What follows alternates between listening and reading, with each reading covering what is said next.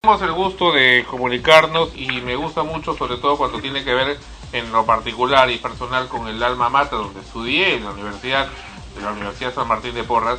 En esta ocasión estamos en comunicación con el señor Alejandro Cornejo, que él es director de Lima Sonora, que tiene que ver con la Facultad de Ciencias de la Comunicación de la Universidad San Martín de Porras. Bienvenido, señor Cornejo, a Extremos. ¿Cómo estás? Gracias por la invitación.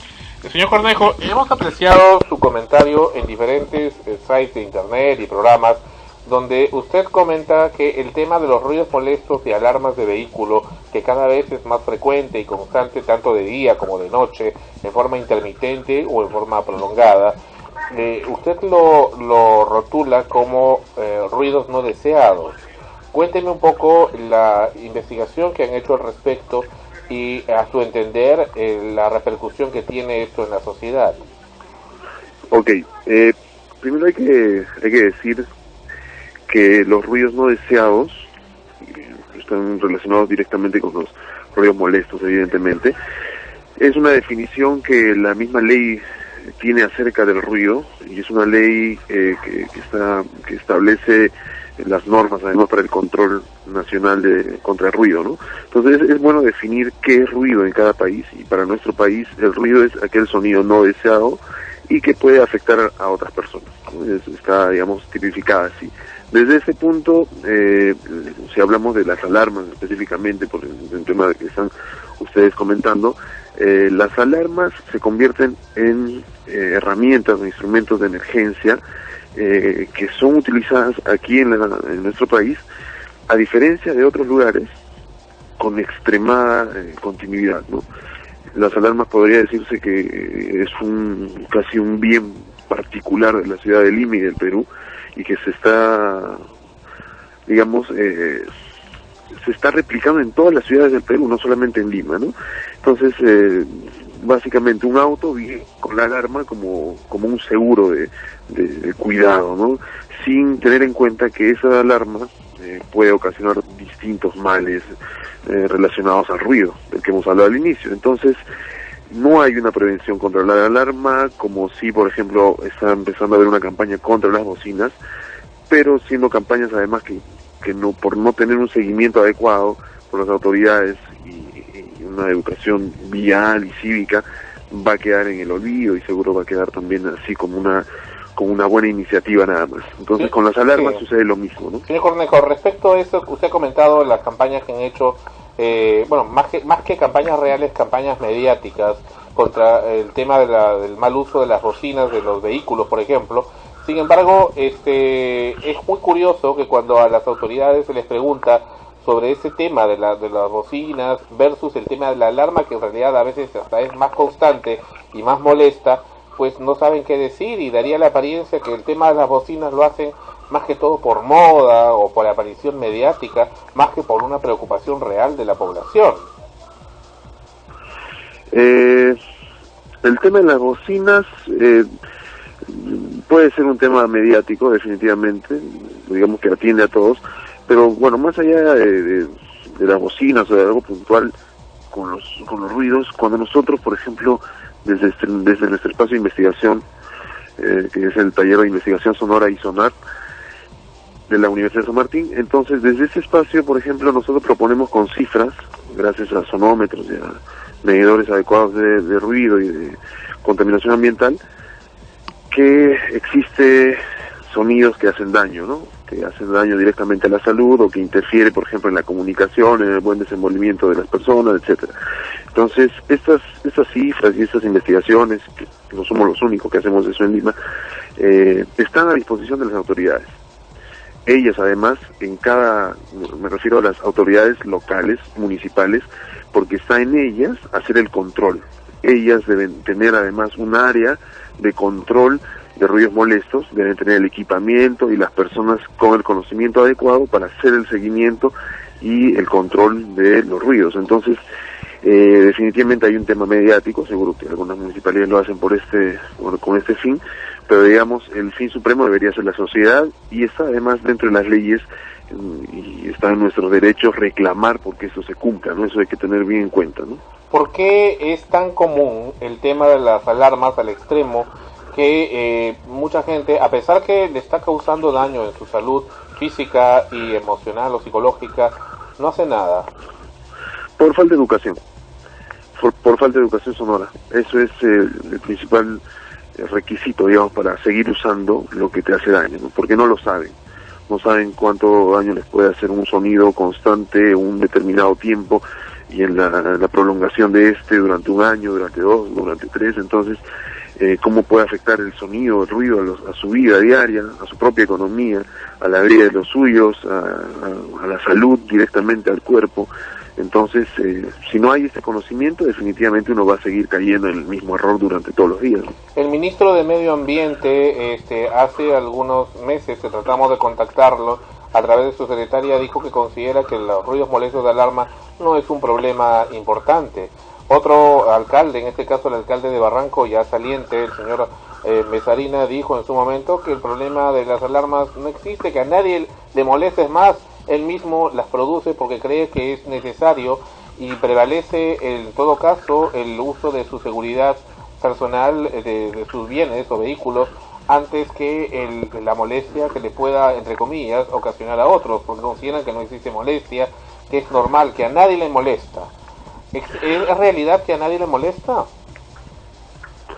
No es realidad, ¿no? Es evidente que molesta, y molesta al que no posee el auto, definitivamente, ¿no? Y no hablemos solamente de alarmas de autos, ¿no? Las alarmas de casas, por ejemplo, son muy comunes, las alarmas de oficinas también. Que se quedan sonando toda la noche, inclusive, ¿no? Días pueden sonar porque las personas no trabajan en ese lugar, ¿no? Hemos hecho algunos seguimientos de eso y es así, o sea, eso no importa. Entonces el afectado siempre es aquel que no posee el bien, o en este caso el espacio donde está, ¿no? Entonces es un tema bien complejo porque hay mucha ambigüedad en el tema de considerar ruido o no. Entonces siempre va a haber esa dicotomía, y la única forma de que podríamos establecer líneas seguras y continuas de trabajo es a través de la ley. Entonces la ley y las autoridades son las que tienen la responsabilidad de hacer cumplir. Me comentas que el alcalde puede haber dicho eso, es normal, es parte de la ignorancia colectiva que existe con referencia al tema sonoro en nuestro país. Ahora, el extremo es que también el Poder Judicial lo ha dicho en su momento. Hubo un caso que estuvimos viendo de cerca, donde el Poder Judicial dijo que prevalece el derecho de la seguridad del bien, aun cuando existe daño en la salud producto de la alarma. O sea, ¿a ese extremo de ignorancia se está llegando?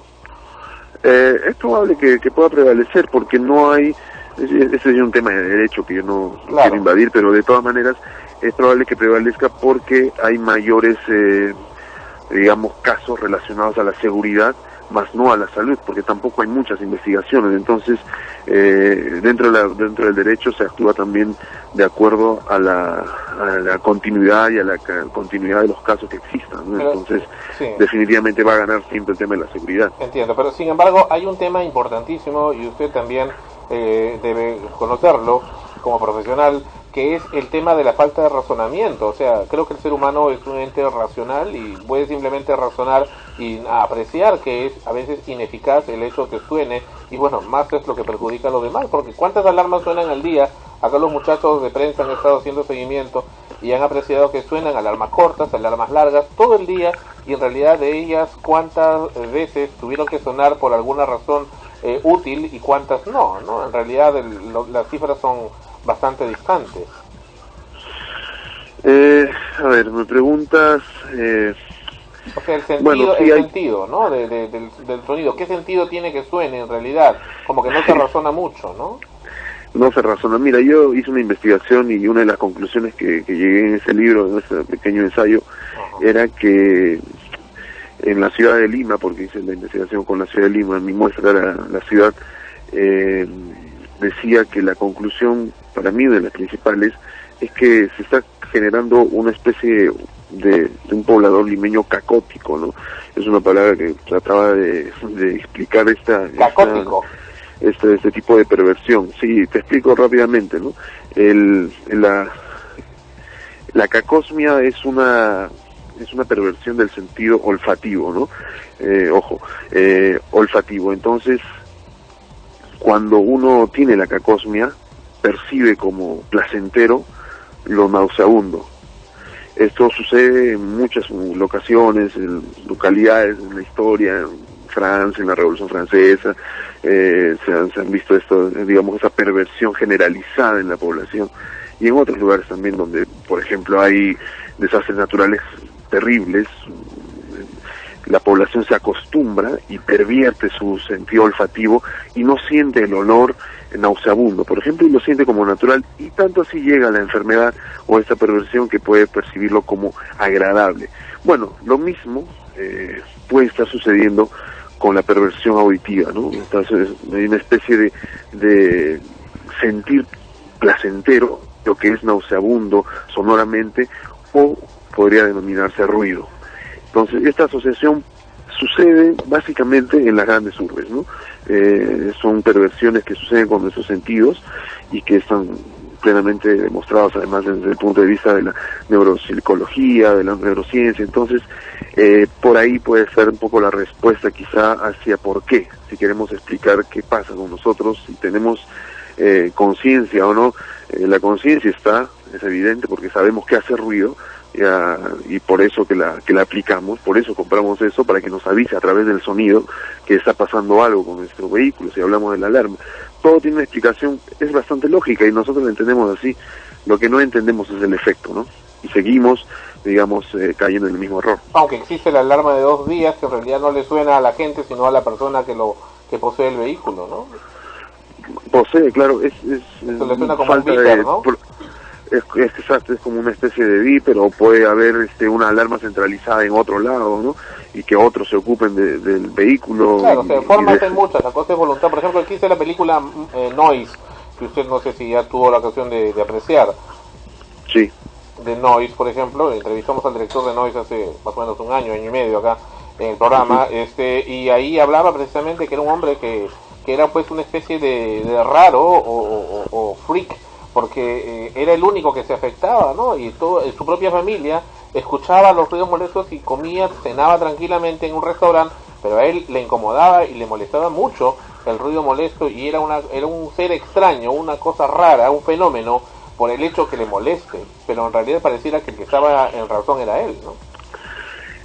Claro, eso está en relación, como siempre, otra vez al tema psicológico, ¿no? La película explica un poco eso, cómo hay personas que pueden ser afectadas más que otras, y eso también está en relación a una enfermedad que todos en algún momento tenemos, que son 2 opciones que tenemos con nuestro sistema auditivo, o la acusia o la hiperacusia, ¿no?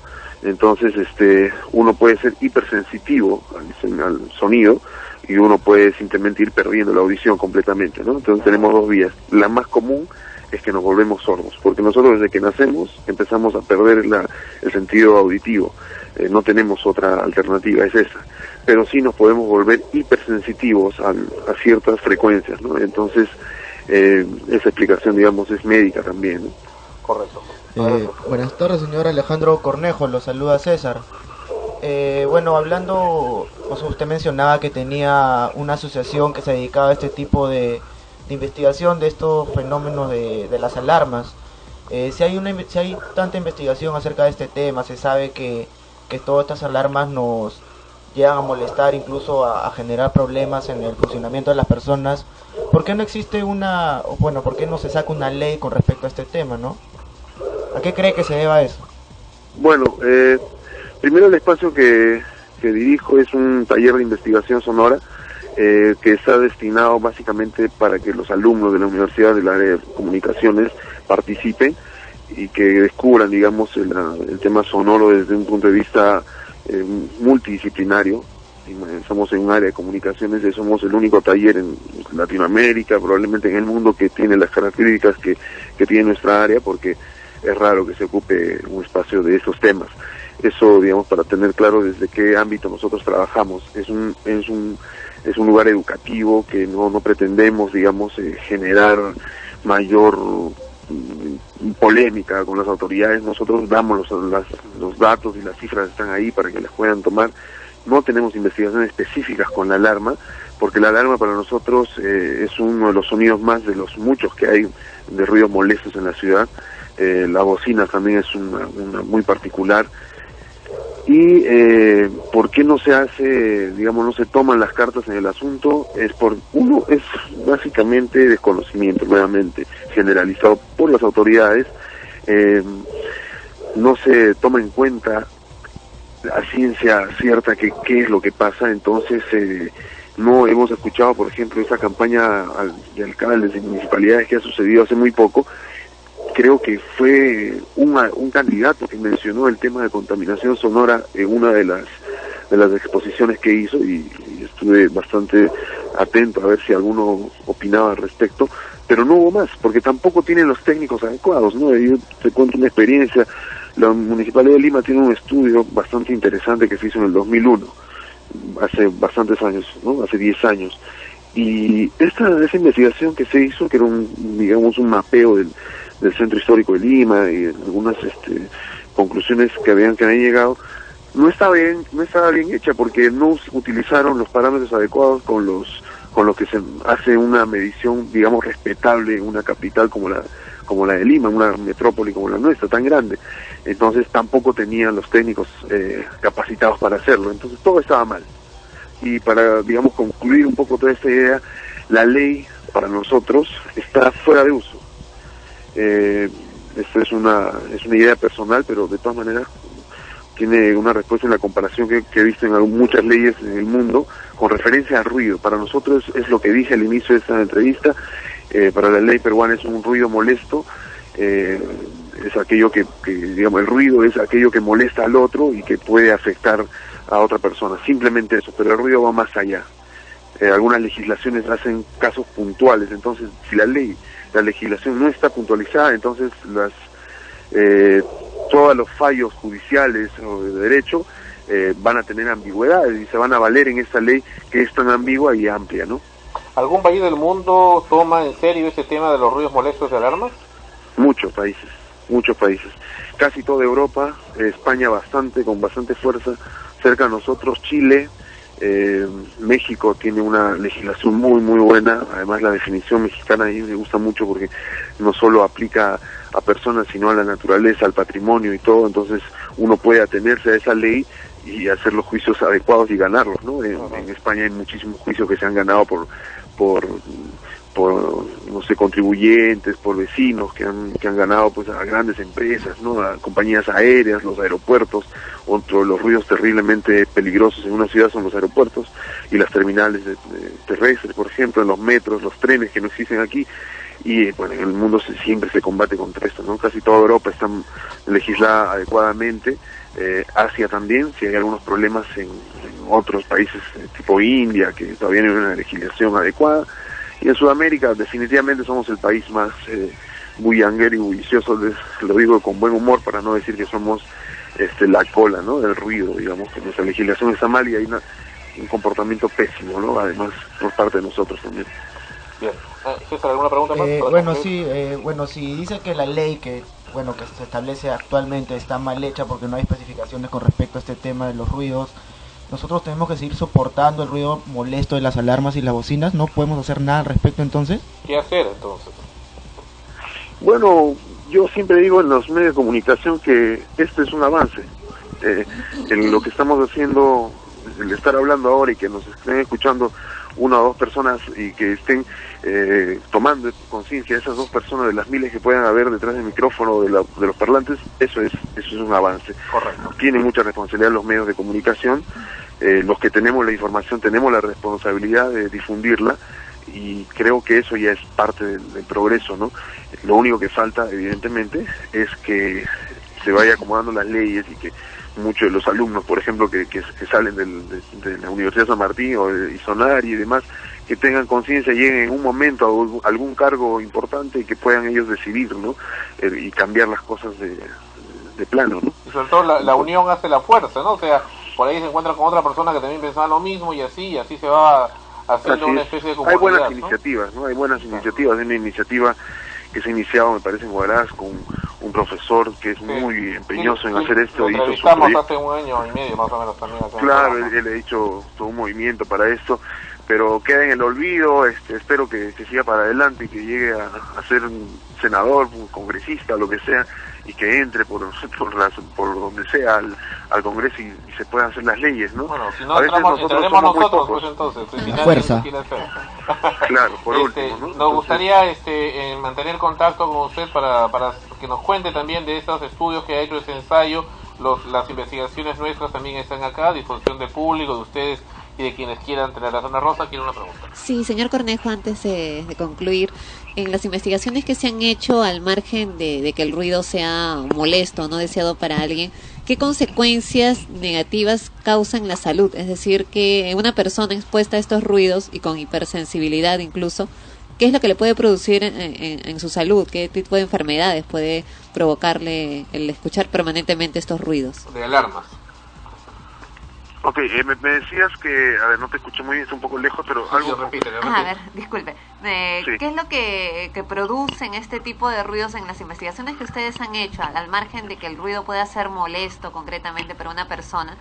¿Qué le ocurriría a alguien que además es hipersensible a estos ruidos? De alarma. Sí. De alarmas de carros y está expuesto permanentemente, ¿qué consecuencias negativas le puede traer a la salud? Es decir, ¿qué tipo de enfermedades podrían producirse a consecuencia de estos ruidos de alarmas de carros para esta persona, ¿no? A ver, los de alarma de carro son lo mismo que una bocina, llegan a ser lo mismo que un parlante constante, o puede ser lo mismo que una vibración inaudible, ¿no?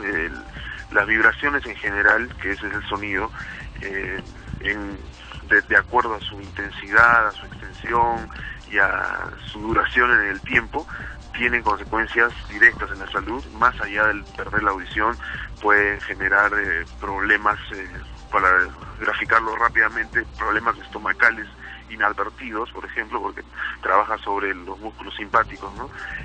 Luego, directamente en el sistema nervioso, cefaleas, es decir, dolor de cabeza, estrés continuo, hay uno que uno no se percata mucho, que también es la falta de sueño, ¿no? Y esto genera hay un círculo vicioso, un círculo nocivo, lo denomino así, que donde participa la salud, la vida diaria y finalmente la economía, y por ende la calidad de vida. Entonces, un ejemplo claro es aquel chofer que trabaja en una combi durante 15 horas o 12 horas al día, está expuesto a un cansancio evidente por el tiempo, pero si a esto le sumamos una mala alimentación, mal sueño y encima una constante exposición a los ruidos, esta salud va a ser quebrantada de una manera increíble, ¿no? Entonces la productividad de esta persona va a ser mellada en el tiempo, ¿no? No mañana, pasado, sino en 2, 3 años uno va perdiendo la calidad de vida definitivamente, y empieza a entender además que